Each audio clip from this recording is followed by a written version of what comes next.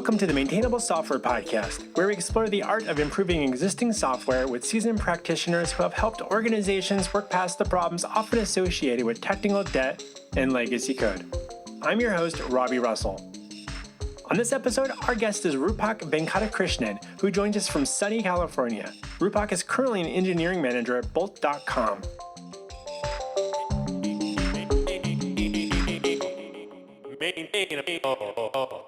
Roopak Venkatakrishnan, welcome to Maintainable. Hey, Robby. Thank you for having me. It's great to be here today. I'm so excited to get to dig into some of these topics with you today. So, first off, like I ask most people that join us, given your experience in the industry, what do you believe are a few common characteristics of, dare I say, well-maintained software code? Yeah, so, I thought about this when I was, preparing to talk to you, and, the things that I, finally boiled it down to, because I felt like, they were there, they were not things that I had actively thought about. But when I thought about them, it came down to, four high-level areas, right? Simple, keeping it up to date, documenting weird things, and easy to develop. I'm going to get into each of the things, and then, we'll go from there. So when I say simple is don't build what you don't really need. Plan ahead, right? Think if you're building something, think, a year out, 2 years out, but make sure the system is extendable, but don't really build things that you don't need because you're going to start maintaining them. And somewhere along the way, your plans might change and you would have built what you don't need. I think a lot of people want to accommodate the future and they build non-simple systems. Keeping dependencies up to date, I think, is a really big one. Open source libraries, everybody's using them, especially if you're doing anything front end. You have a bunch of NPM libraries. Same goes for, we use Golang at Bolt, and, same goes there. So you've got to keep your libraries up to date. And if you're trying to bump 15 versions all at once, you're just going to have a lot of problems. And let's face it, every code base has weird things, and I think it's better to document the weird solutions and why you got to those weird solutions right there in the code so that someone can go back and look at it. There are many times when, I find something, I'm like, oh my God, this looks so weird and we should fix it. And then I go back and then, it doesn't work. I spend hours on it and I go back and I find out that, someone had already been down this rabbit hole. Could have been better. And the last part is easy to develop, making it easy for anybody to jump in and then start extending and expanding or building features on the code base. So these are what I think constitute of maintainable software. You mentioned that, the first one when it comes to being simple, and I think it's always interesting, what does simple mean, right? And I think it kind of speaks to the other one of being easy to develop with, right? And, early on in a lot of projects, there's probably a lot of ambitious people, and they're excited about this thing they're getting to work on. So you don't want to put yourself in a corner where, paint yourself in a corner where you're like, okay, well, let's not worry about those things too far down the road. But then there's also this fear of, pre-optimizing, we're going to be scaling like crazy and things like that in the next few years. So we need to put these things in place. How do you, if you hadn't had that experience of going through that and maybe over, for lack of a better term off the top of my head, over-engineering, maybe prematurely, and needing to then scale things back later down the road, or almost maybe the opposite of under-preparing for what was about to come. And what's been your take over the years? I know you worked at a lot of different organizations and that have had large scaling things that I'm assuming that there was some large scaling challenges at some point or another. But what's been your experience there on how to get that kind of find a happy medium there? Yeah, I think it's very difficult because I'm going to say a couple of things, and 2 years down the line I might change my mind because I've found that this has happened before. But right now, sort of what I find has been working for me so far is there are things that are your data models are going to be really hard to change, right? Let's say you're starting with something completely new. Your data models are the fundamentals of your business, and you're going to build a lot of things around these. That's where you want to take your time, build something that, you can extend upon, right? But let's say you're building a service and you're going to have an endpoint. There's no, don't add a bunch of caching. Don't try and get there just yet. You don't know what endpoints, that is the part where I would say you don't need to optimize super early, right? So it's a little bit of finding out sort of what you're not going to need. Even in the terms of data models, recently I was working with, an engineer on my team, and we were like, hey, If we add this, a bunch of complexity comes up in the way we do some exports and some joins for ML models. And then the question is, how long would it take to do a backfill and then sort of change the data model to be a little bit more complicated? And it turns out it's only like, it's not that complicated. It would take about a week of work, and it's like not that hard. It was an asynchronous framework. And how much extra work do we think we would take to support this data model, and whether it's actually going to benefit us in any way? It turns out that for a while, though we had a bunch of ideas, for a while we don't see ourselves doing it, and not having it is just going to make quote-unquote development easier, lesser things to worry about as you develop. So we decided not to touch that thing, not to do it right now. So I think it's a little bit of play it by the ear. I don't think that that's the answer you wanted to hear, but that's that's. Well, it's very common to contextualize that around it. Like, it's always, it depends on the situation, right? And you learn from that over a period of time, and you make hopefully smarter decisions as you go forward, as you learn from those past ones. And even, I think, admittedly, you might make decisions now based off of 10, 15, 20 years of experience in the industry, and you're probably not going to get it right every time still. So I think that's okay. I think if anything, it's like anticipate that you might get some things maybe inaccurate. It's a kind of early on guessing game to some degree. And I think if you have more people involved in making decisions, that's also helpful. I think it's kind of what you're speaking to there. So what are some technical hurdles that you face when you've been inheriting new to you software projects? I think, this is going to go back to document the sort of weird things, right? So my team has been recently taking over infrastructure at Bolt. And this is one of the things where we took over a lot of infrastructure because the company has been around a little bit. And, we're trying to go around and figure out why certain decisions were made. And, it turns out that at the time, those decisions were pretty logical based on the tools, the software, whatever was allowed, or various different edge cases built into, on the infrastructure side, you're building for edge cases, not on the infrastructure, but also in the code that some developers might have done. And it was easier to move forward faster. And understanding what is what was done and why was it done was sort of one of the harder things. And the other thing that I'm sure people talk about this a lot is the bus factor. If only one person understands one thing, forget inheriting a piece of software or anything. There are some times when someone understands a system very, very well, and they go on vacation and suddenly it feels like it's unmaintainable. Really, it's not, but that's sort of where it feels like you've ended up. So I think right now that's one of the things that's just been on top of my mind, because there are some systems where I feel like, I have knowledge, or someone else on my team has knowledge. And what do you think contributes to that type of scenario where you end up with, it's almost like, I think in one way we can call them they're specialists for that particular part of your infrastructure system platform. And then there's another part of it. It's I always think of those as being these weird silos of information, of knowledge, and there's that fear. You mentioned the bus factor. Then I know you went on to a nice, good example of them going on vacation. But if they got hit by a bus, and you're like, oh shit, what happens now? And that's a fear. I talk to different teams quite often where they're someone's leaving and they've been here for 15 years, and all that information that's in their head that we're not going to be able to extract. Because we know that as much as they say they're going to document as much as they can before they leave, well, people use the documentation. Will they, it's all those weird contextual things that get lost, right? As people come and go from projects, and that becomes really difficult. But in a normal environment where say someone's not leaving, but silos still happen, right? And so you kind of touched on sounding like maybe you're even guilty of it to some degree yourself. What is it about the type of work that you're working on that you're ooh, I'll protect this in a way, or I'll take care of this until it's ready for other people to really get introduced because it's maybe half-baked, or I'm making some assumptions based off of my own personal experience because I know there's a few systems that I know really well that my team doesn't, and I'm oh no, I hope this doesn't break when I'm on vacation. Yeah, so I'll actually get into one of the things that I know I'm like you alluded to that I'm guilty of, and then we'll sort of go from there. I think at least at a startup, what ends up happening is that there are a few people, there are a lot of things to do, right? And invariably, it is not even that you want to protect a system or something like that. It's a little bit about let's keep moving faster, and so generally, so the system that I was particularly talking about is our CI pipelines, right?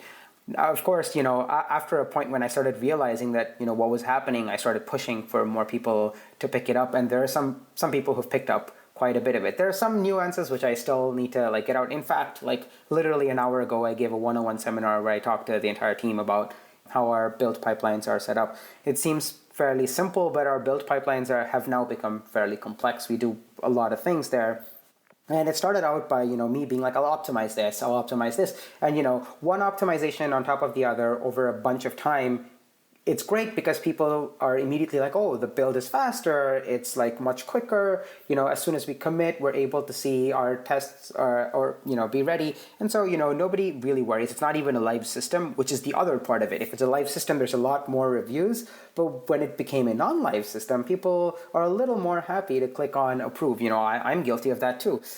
And that's sort of where I think one of the things that we've been trying to do on my team is try and make sure you buddy someone up and make sure that, if one person is building a system, someone else is also reviewing that code and thinking about it and sort of has some context into it. In some places, we're going retroactively and making other people ramp up. We have one of the engineers on my team who's great with databases. He's really amazing. And, if he went on vacation, I really hope the database doesn't blow up at that time. But, we have another engineer who's working with him right now. So I think it's a little bit of pairing people up. And another part of it is also reviews, which I think when you're taking reviews for these systems, don't just pass them around to the quickest people. I'm very guilty of this. I'll just be like, hey, I just want to get this thing in. That guy's online. I'm pretty sure he's going to approve my change because it's not a live system. I'll just pass it on to him. It's approved and it's gone in. And, it's good for some people to have context and make those people continuously have context of the things that you're sort of changing. I guess that's also hard, but, I think it helps with the bus factor thing. Do you spend 100% of your time contributing code, or is your role at the moment a little bit that's actually a much smaller amount of time for you? A much smaller amount of time. I manage a team and I contribute when I notice something and I'm like, I want to do this, or I'm itching to code. On the weekend, I feel like, I haven't done something. Then I jump into it. So that's what I was assuming based off of the way you phrased that. And the thing, as you were talking about that, I was thinking, I do that where I'll have this short window of time and I'm like, I'll contribute that thing.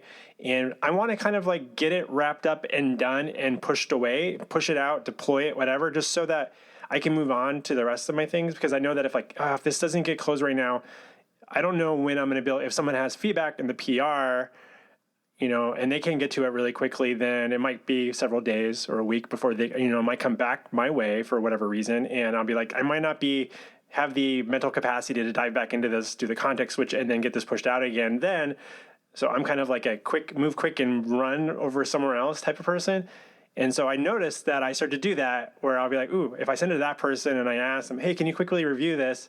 Emphasis on quickly. I'm not actually looking for a super thorough review. I'm just can you just please put a thumbs up on this so that we at least said that we followed the process, because I have some other things I need to get to.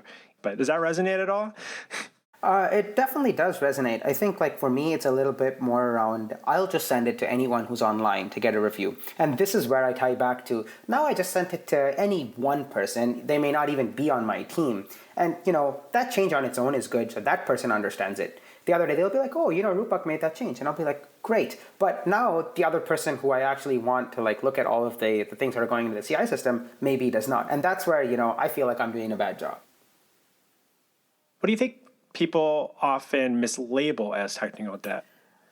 Okay, I'll tell you what I think is mislabeled as tech debt. Now, this may not be the case for a lot of other people, because I know that people feel strongly about this. But for me, it is anything that is an improvement or a performance improvement. None of that is really tech debt. For the way I think about tech debt is something that is stopping the team from going faster, or building faster, something that is crippling the reliability or availability of services, or something that everyone knows that we should change, and it's outgrown. Generally the way we do software is that nobody wants to rewrite anything from scratch. We're just going to add patches. And you know that at some point, the number of patches on top of something just means that we need to rethink this thing holistically and rewrite that piece of code. So when everybody comes to the point when, hey, this thing needs to be thought of and rewritten again, just because of various different things, I would count that as sort of tech debt. How does your team go about, you mentioned that you're kind of dealing with a large pile of technical debt over the years, and how does your team actually, like, on a kind of process level, organize and prioritize that type of work and divvy it up? Like, does someone says, I'm going to take care of it and does it, or what is your team currently doing to kind of organize that? Yeah, so I think the way our team sort of organizes projects is basically we have a giant backlog, and we go about it once in a while, looking through the backlog and pulling things that we think need to be done at the top, and we also look at how impactful will they be to the rest of the team, right? So tech debt somewhere falls along this. So on one of these things we have this very archaic dependency injection framework in Go, and the way that we've set it up, it was set up a while ago, and we've been working on getting rid of it, or slash modify, not entirely getting rid of it, but sort of modifying it. And now we're at a point where we realize that if we get rid of it, it's going to open up a lot of new doors, and so that just automatically gets pushed up to the top. There's another thing where we were migrating from one type of Kubernetes cluster to another, and then we realized the amount of doorways it would open up, so we push it to the top. And then there's, of course, engineers sometimes they see something that annoys them, and they're going to wait a little bit, but at some point they're just going to be like, okay, it's got to be done. And that's the thing where they're just take a bit of time, they just go in and they're like, we're done, we're not going to deal with this thing anymore, and they clean it up. So it's mostly we organize our projects to see how much impact are they going to have, and invariably, if we feel some tech that can be solved as part of doing building some other feature or something that we're looking at, we try and put them together just to make sure that they get done. Otherwise, they're just always going to be there and then never sort of get done. It's even the quote unquote big tasks, they're done a lot more easier and sooner. It's the tiny one-offs that are the ones that stay on the pile and never go. Small impact, small amount of tech debt, it just kind of stays there until one day someone looks at it and decides to pick it up. Early on, you mentioned the 4 traits of well-maintained software, and you touched a little bit on the easy to develop, and I wanted to dig into that topic with you quite a bit more. And I think there's a certain level around, I know that in particular you put a lot of emphasis on your team in terms of about developer productivity when it comes to, say, the context of a local development environment. So like your laptop, computer, whatever that might be. As systems are growing in a lot of organizations across multiple platforms and different services and potentially different languages and things kind of running in parallel, and things are a lot of interdependent systems that need to be working in some way so that you can even run the whatever the code base that you're working on. What's been your experience on how to make that more streamlined for people, so that for those that aren't say working just off of a monolithic type of app? Yeah, so very interestingly, this is one of the problems that we're tackling right now. So we're not one monolithic app at Bolt. We have a bunch of services, but we're trying to make it easier to spin up more services. And as people spin up more services, sort of the quote unquote local development thing that I push a lot of emphasis on it. I think it's just going to generally become harder.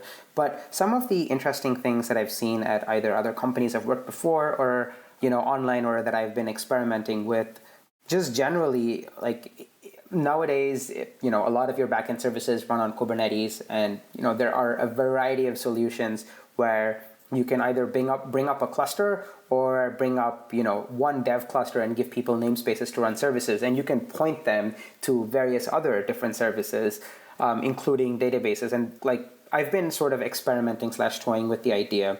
So far at Bolt, what we've usually done is get everything running with a local process manager that just runs all your services, and they all talk to sort of one another. And one other thing that we've also done is this Terraform script that if you put your name in, it will generate a box for you in EC2, and it uses like a bunch of authentication systems, and once you get into it, all the services, like, one kind of service is ready to develop. But I think at the end of the day, like, as you get more services, what I would like to do is build sort of a plug and play mechanism where you're able to say, hey, here are a bunch of front ends and here's this one backend. I want you to swap out this one backend for my backend instead. Now, that's going to work well for all kinds of synchronous API calls, because you can just say, hey, anytime you want to call auth, instead of calling anything else, call, Roopak's auth service instead of calling the normal auth service. Where it's going to become a little bit harder is going to be these asynchronous things, like what happens to things in queues, or, what happens to anything which is reading off, like, we have some Redis queues and we have like various other things. The asynchronous things are where it's going to become harder. And I think my answer or solution to that is, like, for an asynchronous system, if you're able to test its inputs and its outputs very well, and test all the cases, I think you should be a little comfortable then pushing it to staging and then running more tests there. Now, maybe there is a better way to work with asynchronous things, but I think the synchronous things are where, usually there's a lot more of, like, does this exactly work, especially when it's front-end, back-end communication sort of thing.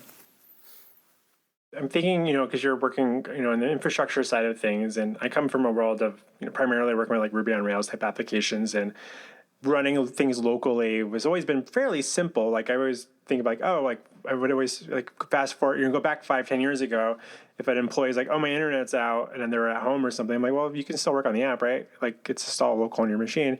But now we live in this world where we're like, well, we need to connect to these different services all the time. And there's all the, it's outside of just third-party systems, platforms that, like, used to be just APIs, but now it's like there's a lot of internal APIs basically. And, like, how much testing do you do within each individual service against those other services where you don't actually need them to be running necessarily, say, to run your test suite or something, or to test through things, or do you have ways of simulating that without actually requiring communicating with a real running a service elsewhere? I think this is like one of the interesting things. I think we came up with a solution that I kind of like at this point.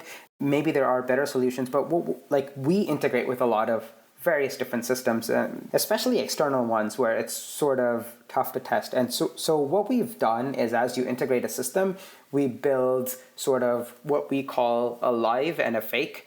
So, like, I'm not on the financial products team, and the financial products team might work with, a bunch of processors or whatever. So all of them would have the credentials and everything to talk to one of these financial, like, the dev version of the financial product service, and they would turn them on to the live thing just based on, like, end variables, so that it's like quickly be like, oh, turn on this gateway, let's test how the flow looks. For me, it's just going to be a fake. And the fake is just always like, it's a hard-coded response, which is enough for me because I'm not really working on that piece. I'm working on something else. So we have the ability to toggle various, third-party services between lives and fakes. And it's just like, as quick as a restart and adding credentials. And in many cases, like it's so simple that so far it hasn't caused us any issues. At some point, I suspect it might.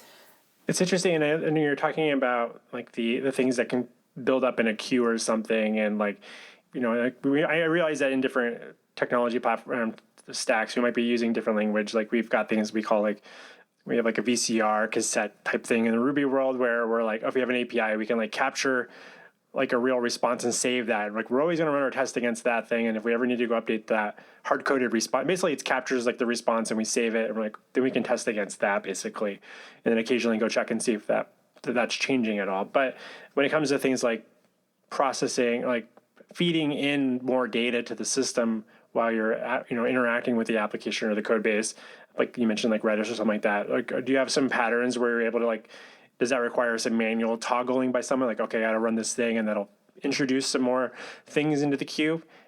When it came to, like, queuing systems and Redis, like, we just went, like, when we were setting up the system, we started off at a point where, there were a couple of developers and, like, nothing was developed locally because mainly it was the third-party systems which were not, like, connectable, and a bunch of things needed to be fixed. And actually something else that we should get into is, like, the HTTP domain certificate side of the world. But one of the things that we ended up doing is, like, you can bring up a local SQS, or you can bring up a local thing. So we just started bringing up local versions of these things, and they all just run in a Docker container, and you can just drop stuff in there. You can like bombard the queue, see how it works, and like you're not stress testing the queuing system. You're stress testing your system. So it works pretty well on one container to see if it's doing the right thing.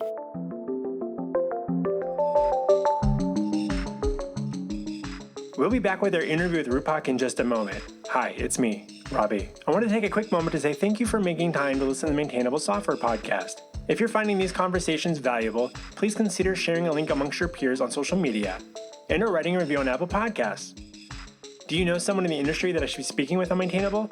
Shoot me an email to Robby with a Y at maintainable.fm. And now, let's get back to our interview with Roopak Venkatakrishnan.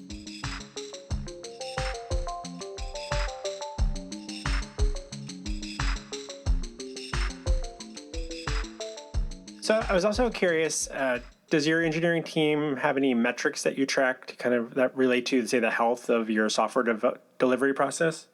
So no, we do not have a formula or something, but this is something that I've been thinking about in terms of like, how quick or how good is our software delivery process. Like the metrics that we've been looking at, they're not formalized, but a while ago, the amount of time it took to get something into production after running all tests and integration tests used to be a couple of hours, and it used to be a lot of painful time. Like when I joined in 2019, our integration tests were rarely green. Like you would have to like manual check some of them, things like that. Today, it takes about 10 minutes to run all unit tests, 20 minutes to run all integration tests, and about 20 minutes to build. And none of these parts are actually, like none of them are like, well, there are occasional flakes, but none of them is actually consistently flaky, which I think is the best thing that we've been able to do in this amount of time. So that has actually made, deploying or developing a lot more simpler. When we know that something fails, arguably it's either a flaky test or something has gone wrong. And very rarely is a flaky test a thing nowadays. It's like a wrong test. We saw a test just a couple of hours ago where someone was like, oh, the code is wrong. And I was like, we looked at it and it turns out that someone was asserting the items in a items in a JSON should be exactly what it is, and some items were reordered. So it was very quickly to say, go fix that. That's the only kind of flake that we have now. So those are those little random things that can kind of trip you up after a while.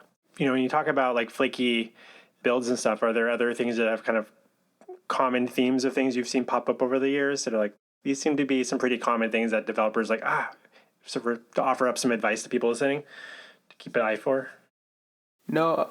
Okay. Well, I think like the thing that I've seen both at, we don't have it at Bolt anymore, but the thing that I did see at Bolt and at some point that we saw at my previous company, Spoke as well, was invariably people run packages of tests. So in Go, Node, whatever, you test package by package. And I've seen in multiple places that if you never reorder your packages, you find that one test depends on another and people don't think about it or people don't realize this.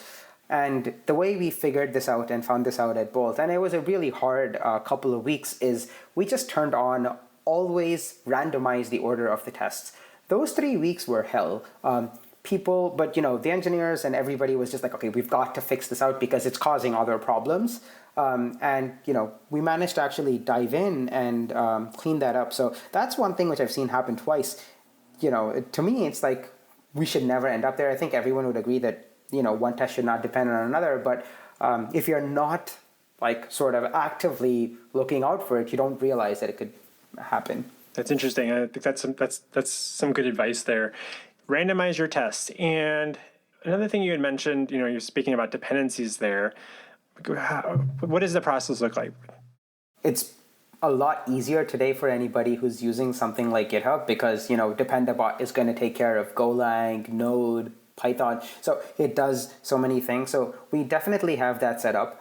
We're able to trust our CI system enough to say that if something passes all tests, it should and can be merged. So those are some of the more easier versions of things. Now, the problems or the things that occur are when, they make breaking changes and our CI sort of fails. Then it's like, who's going to pick this up? Who's going to fix it? But, invariably people pick it up and people fix it. And there are, of course, some of them which are really hard that we never get to. And then there's the other side of the world, which is more like how often are we going to upgrade the Go version that we're using or the Node version that we're using? We've been pretty good about keeping very close to the latest version. So this means that in our case, for example, for the Go binary, like Go 116 released I think maybe 2 days ago or a day ago. So we're just waiting for a couple of other places to support what we need, and we're going to switch over as soon as possible. Invariably, someone will pick it up and do it. One, because there's a new feature that we need, but we also find that the closer you are to sort of the bleeding edge, the less things that you have to think about. It's only when you suddenly have 5 versions, 6 versions, that's when, it's a lot of changes that you have to look through, make sure nothing's going to break for you. So if you're constantly doing it, I think it is a bit of work, but it's sort of going to be easier on you in the longer run. I know that in some folks that I've talked to on the podcast, and one of the things that I've seen, and we've worked on a couple of things too here, where there's kind of like a dual booting strategy. I don't know if you've looked into that at all, where let's say you have your main, like the thing that's running in production, you have the versions you're working against, but you can also have, like, say, your build, kind of like what you're doing like with a dependable type of approach, but you can also with new versions of let's run against the whatever, say, is the main version of the new version of the, say Go or something like that. And you're like, if you could figure out how to follow that, what's kind of bleeding edge there, and run your CI against that, you'll find out, you can have that run consistently and maybe in the background once a week or something, just to give you an indication of there's maybe some syntax changes that are coming that's going to break some stuff in our system. Maybe that's something we should be aware of now or not, as at least something so that way you're not necessarily manually needing to go, okay, now who's going to go take that step to go do that and go test this out, where I know a lot of dependencies will do that, but it doesn't always maybe necessarily happen on the top level language type thing. Yeah, that actually makes a lot of sense. Definitely something to think about. Actually, now that you mention it, the one thing that we've had a lot of a tough time sort of upgrading has always been Webpack, the JavaScript bundler. It's gnarly. Our Webpack builds are crazy at this point. We do a lot of complicated things. It's not that our code is bad or anything. Actually, if I rewrote it, I think I would pretty much end up with roughly the same thing as what we have. The harder part of it is that verifying that your JavaScript bundles work on every browser, the minification has not broken, the number of computations or permutations and computations of different assets that we spit out, that's one of the hard things. And those are the ones where I feel like we're not as close to the bleeding edge. Today, we can't upgrade to the latest version of Webpack because one of our dependencies has a bug which they haven't fixed. And, they're working on it, but until they do so, we're stuck on this version because half upgrading is also going to be a nightmare for us. I can get. Another thing that I wanted to talk with you a little bit about was getting to know about what's this Swiss knife project that you've been working on, and could you introduce the audience to it and kind of outline who it might be useful for people to look into?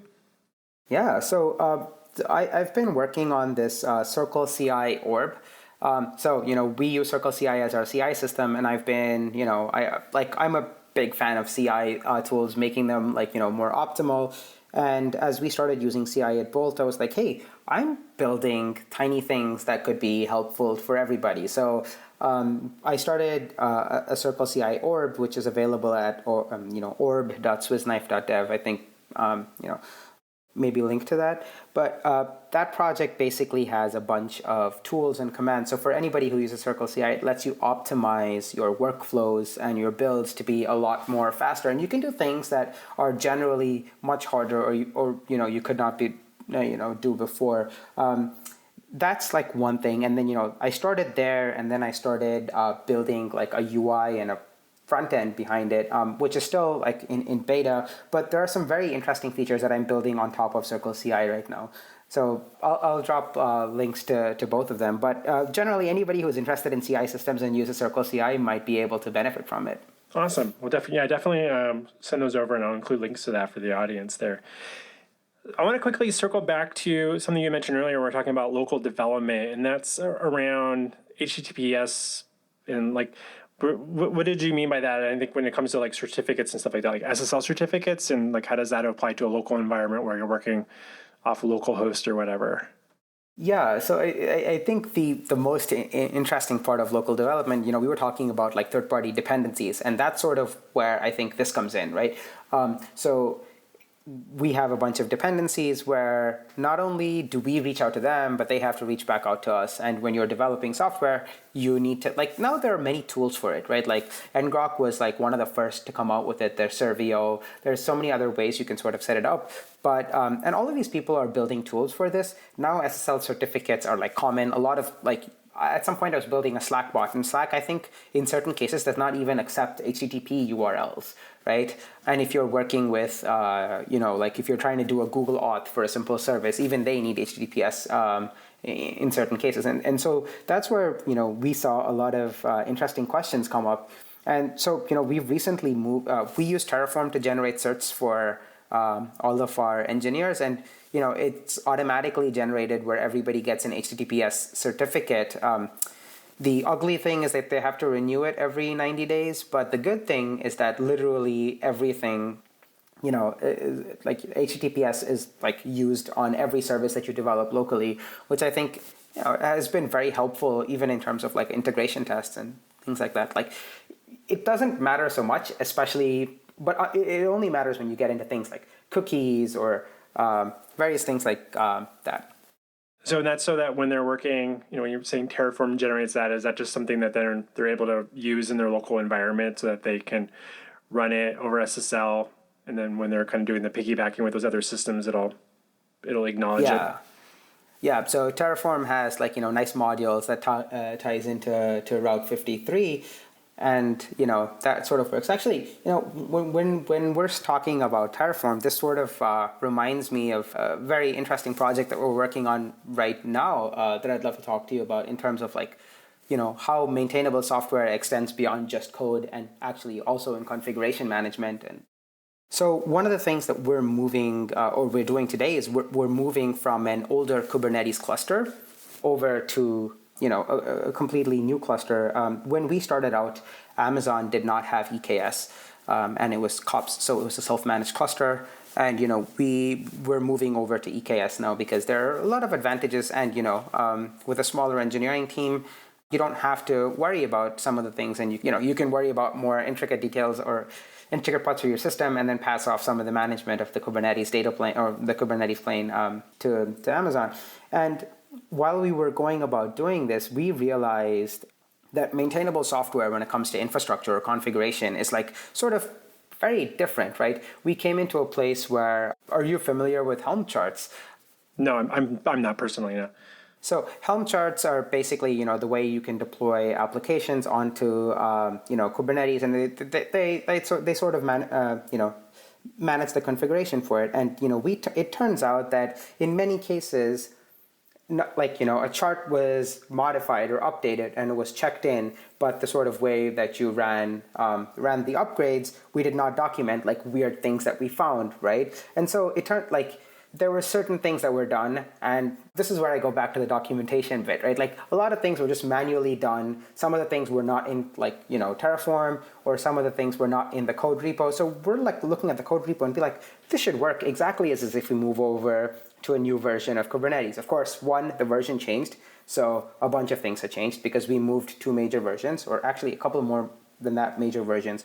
But the next part of it was that various things were not documented as to why we did them a certain way in our code base. So now we're going back and then rethinking how we should sort of do this, right? Like we set up, how we set up our VPCs and our networking. We set up something, it looks like the configuration is there, but there is no network diagram of why this is set up this way, why this peering exists. There's a VPC peering to a network where, someone ends up destroying one of the things there, and then the last person to destroy the last resource left the VPC in place, but the VPC exists for no reason, right?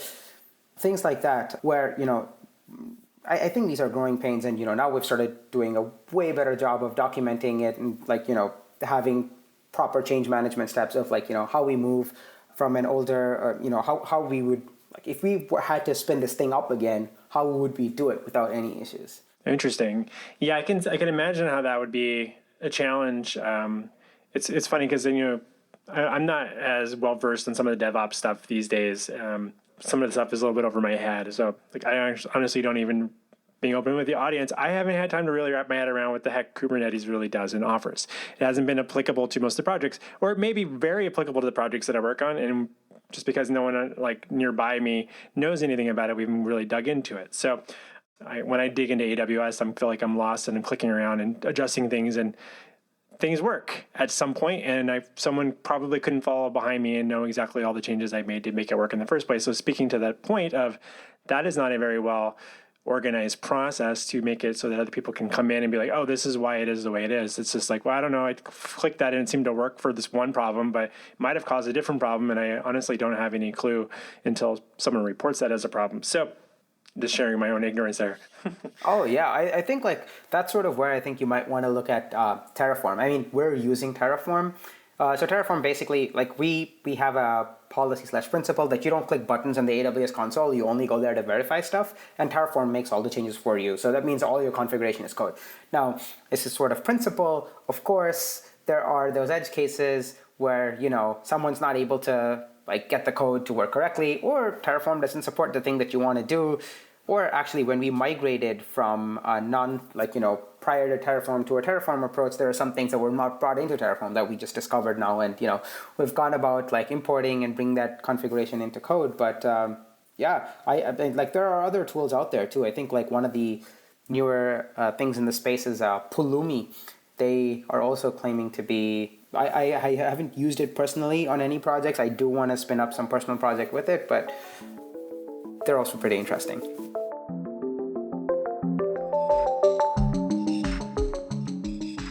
Hi there. Do you know someone who might be looking for assistance with their Ruby on Rails application? Planet Argon would love to meet them. We're offering a $1,000 referral bonus. Send someone our way, and if they sign up for services with Planet Argon, we'll give them a $1,000 discount. And in return, you'll get a check for $1,000 in the mail, just for knowing the right person. Hop on over to planetargon.com/referrals for more information and to refer someone our way. That's planetargon.com/referrals. Thanks.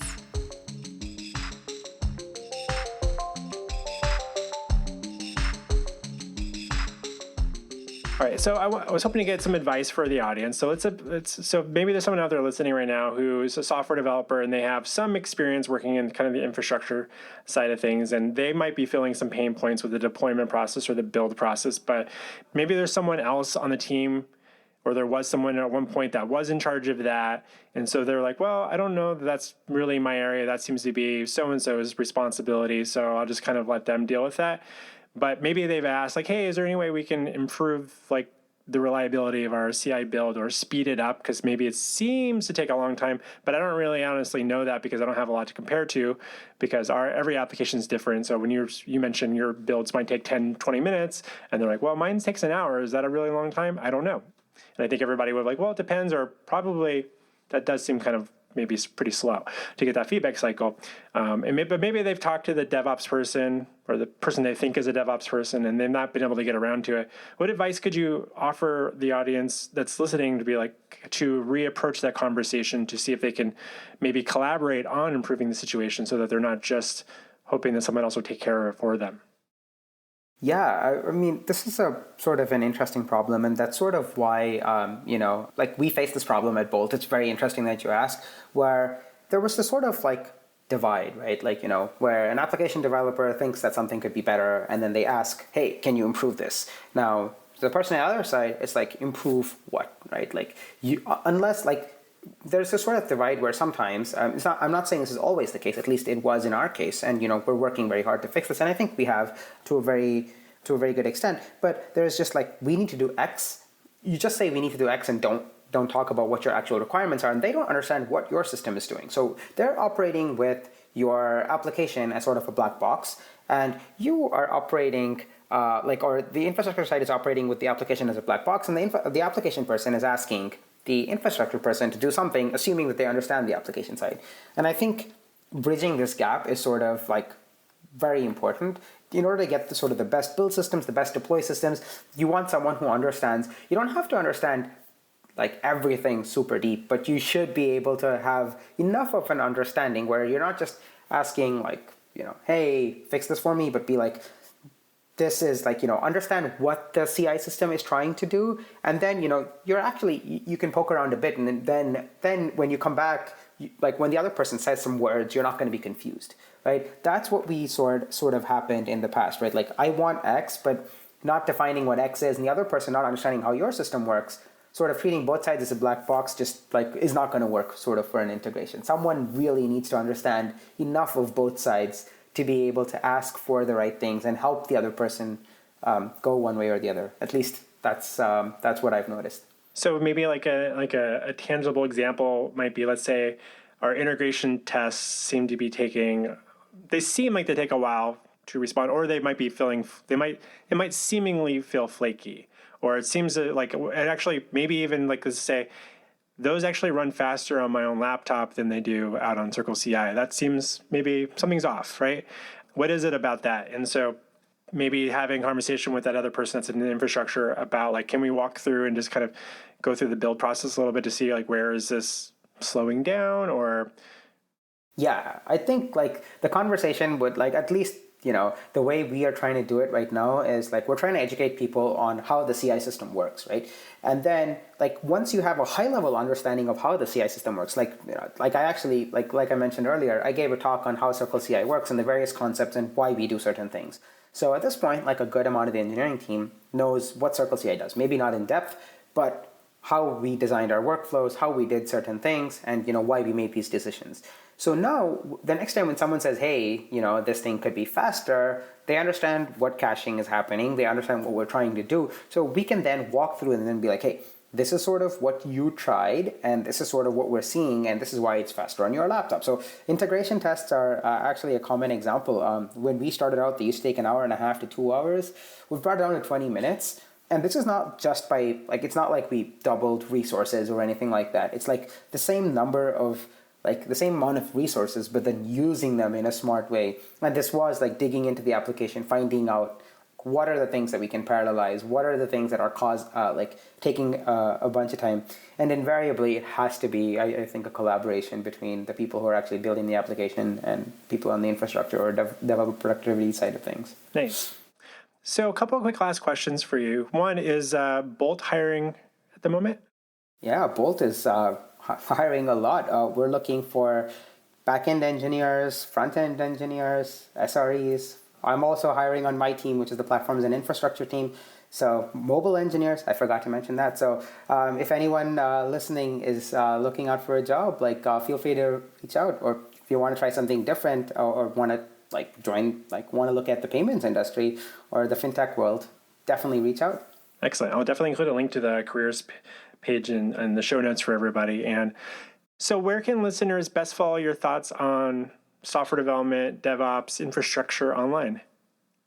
Yeah, so I'm on Twitter. I'm on Twitter, GitHub, LinkedIn, all of them the same handle. It's Roopak V, Roopak V.